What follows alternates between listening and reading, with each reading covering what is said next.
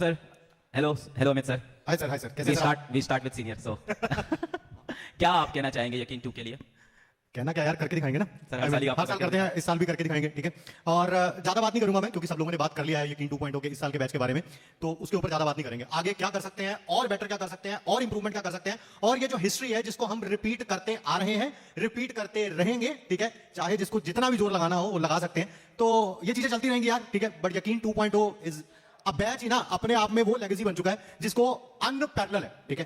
कोई भी इसका पैरेलल में कोई खड़ा नहीं होता है, ठीक है, अनलेस अनटिल कोई पैरेलल यूनिवर्स ही हो, ठीक है। इस यूनिवर्स में तो कोई नहीं है, ठीक है। एंड फिजिकल में बहुत मजा आएगा यार, आप देखेंगे चीजें जो है और बेटर और बेटर और बेटर होती जाएंगी, एंड ऑब्वियसली इंप्रोवाइज करेंगे और बेटर करेंगे, ठीक है। सुधांशु सर ये अमन कुमार आपसे एक सवाल पूछ रहे हैं। अमन पूछ रहा है अगर हमको जीरो नॉलेज है नीट के सिलेबस की, तो क्या हम यकीन बैच से नीट क्रैक कर सकते हैं? प्लीज बताओ।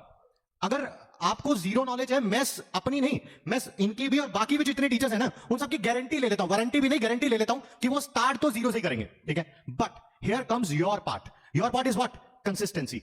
आप 4 दिन क्लास में आए और उसके बाद क्लास में ना दिखें, फिर चीजें जरूर मुश्किल हो सकती हैं अमन, नहीं तो अगले साल रिजल्ट सेलिब्रेशन में आने से आपको कोई नहीं रोक सकता। तो प्लीज कंसिस्टेंट रहिएगा बैच के अंदर, रोज क्लास लीजिए, नोट्स बनाइए, डीबीपी सॉल्व करिए, मॉड्यूल सॉल्व करिए। I mean there is no one can stop you अमन।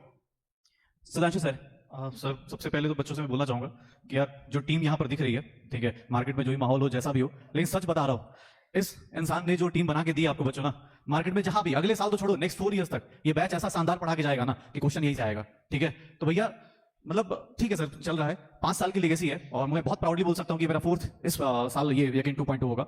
और हर एक साल एज ए टीचर सर, पहले साल मैं सच बता रहा हूँ, मुझे इस बैच का पता भी नहीं था कि सर ने जब आपने मुझे पहली बार आपने बोला यकीन 2.0 के लिए, तो मुझे लगा कि हाँ ठीक है एक नॉर्मल बैच होगा। बट 2 महीने 3 महीने के अंदर जब अपने अंदर एज ए टीचर मैं अपनी बात बता रहा हूँ, नॉर्मल नहीं है इस बैच को, मैं अपनी बात मैंने नॉर्मल सोचा, इस बैच को रिजल्ट मशीन बोला जाता है। यकीन 2.0 का दूसरा नाम है रिजल्ट मशीन बैच। वही अब सर जैसे जैसे आप आगे बढ़ते जा रहे हैं उतनी ज्यादा और एज ए टीचर हम लोग के अंदर चेंज आ रहा है कि और इस साल क्या कर सकते हैं, इस साल और क्या कर सकते हैं, कि रिजल्ट मशीन सर एकदम मतलब होता है ना कि पहले सर ने बोला कि पहले पाठशाला में हुआ, अब स्टेडियम, अब नरेंद्र मोदी स्टेडियम अहमदाबाद हमारा इंतजार कर रहा हो, ऐसा रिजल्ट लेके आया इस बैच से। और यकीन 2.0 लेके आता है यार, एक लेगेसी है, रिजल्ट्स लगातार आते हैं। ये एक ऐसा बैच है, मोस्ट नंबर ऑफ सिलेक्शंस इस बैच को फॉलो करने वाले, हाँ रैंकर्स भी सिलेक्शन भी, ठीक है। तो बच्चों बस 2025 तैयारी शुरू करनी है और 2026 में धूम मचा देनी है, बस यही सोच के शुरू करो, 2026 हमारा होगा। मैं सर टाइम हो गया इतना पढ़ाते पढ़ाते ना, थोड़ा सा फ्यूचर आप देख लेते हैं, चाहते हुए ना चाहते हुए वो ज्योतिष विद्या टीचरों में आई जाती है।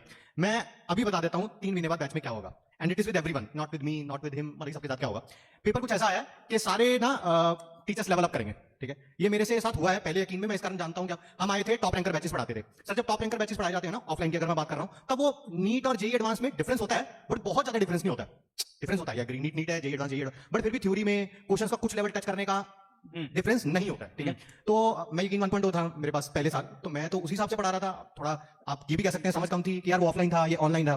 तो बच्चे मेरे को कहने लगे सर दूसरे चैप्टर में, अरे सर ये तो एनसीईआरटी में नहीं है यार, ये तो एनसीईआरटी में नहीं है सर, आप क्या कर रहे हो सर ये तो एनसीईआरटी किस लाइन में कहां है? मैं यार मेरे को समझ आया, मैं नहीं यार, इनके साथ थोड़ा सा ट्रीटमेंट जो है वो चेंज करना पड़ेगा। अब मैं लास्ट ईयर के जो हमारे नोट्स गए हैं, मैं उसकी गारंटी लेता हूं। पेपर तो आना ही आना है, वो तो छोड़ ही दो।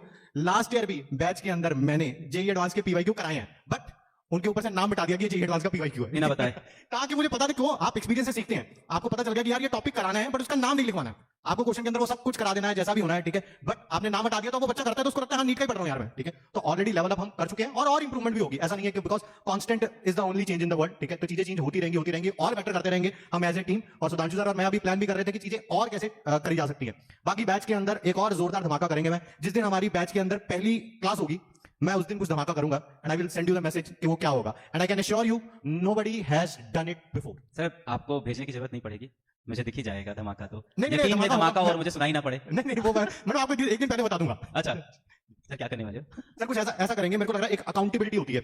हाँ। आज कुछ भी होता है, मैं कह रहा हूं कि यार मैंने 3rd चैप्टर की 2nd क्लास में ये क्वेश्चन कराया था, ठीक है। तो वो अकाउंटेबिलिटी सामने तरफ से भी आनी चाहिए।